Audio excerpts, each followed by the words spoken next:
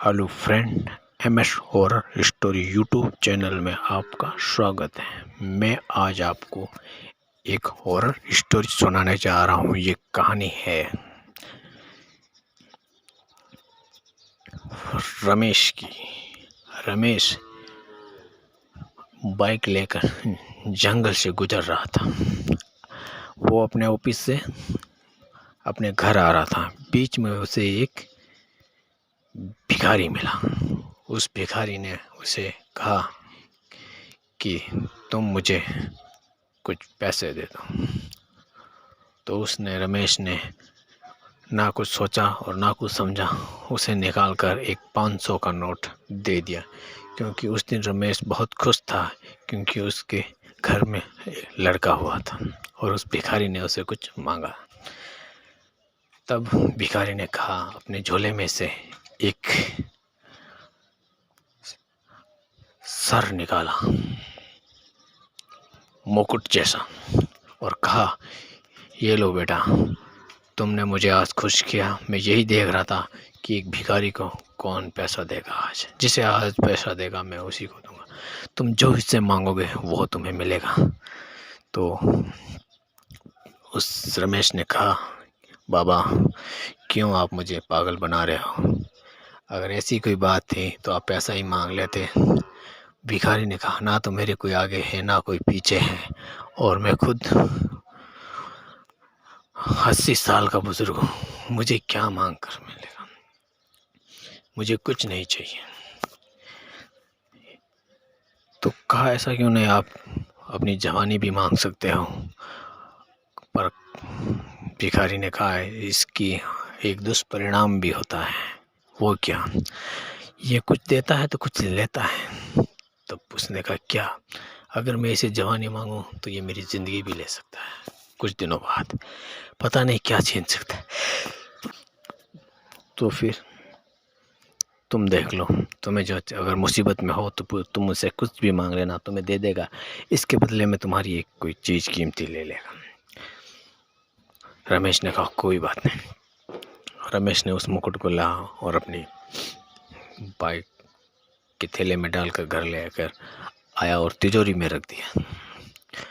वो खुशियाँ मना रहा था और इतने में एक फोन आया कि उसकी नौकरी चली गई। रमेश ने कहा, मेरी नौकरी चली गई इधर, अब क्या करूं? तो रमेश उसको याद आया कि वो मुकुट उससे पैसा मांग लेता हूँ। रमेश पागल हो चुका था। वो भूल चुका था कि इसके दुष्परिणाम भी होते हैं। और रमेश ने कहा, मुझे करोड़ों रुपए चाहिए। और जैसे मुकुट बाहर निकाला और मुकुट में उजाला हुआ और करोड़ों रुपए की बरसात हो गई। और रमेश ने सारे पैसे इकट्ठे करके अंदर डाल दिया। और उसी वक्त कुछ ही देर बाद में उसकी वाइफ को हार्ट अटैक आया और उसकी मौत हो गई। रमेश फूट फूट कर रो रहा था कि ये छोटा बच्चा, नन्ही जान, इसका क्या होगा। पर कुछ नहीं हुआ। फिर रमेश ने कहा कि इसे मैं दोबारा जिंदा कर दूँ। और रमेश ने उसे मुकुट को फिर बाहर निकाला और कहा कि मेरी पत्नी को जिंदा कर दें। पत्नी तो उसकी मर गई थी, पर उसका जैसे वो कहा, उसकी आत्मा उसके अंदर आ गई और उसकी जो आंखें डरावनी सी लग रही थी, क्योंकि वो आत्मा थी। उसकी पत्नी तो मर चुकी थी। वो एक बार तो उसे अपनी पत्नी को देखकर खुश हुआ और उसके बाद में उसे कहा कि तुम्हें क्या हुआ, अब तुम ठीक हो। और वो कुछ ही देर बाद में उसके नौकर को, जिसका नाम दिनेश था, उसको मार दिया। क्योंकि दिनेश ने उसको देख लिया था, उसका डरावना चेहरा और सूरत। और फिर उसे बहुत गुस्सा आया। किसको? रमेश को। और रमेश ने क्या कहा? रमेश ने ऐसा किया, फिर रमेश ने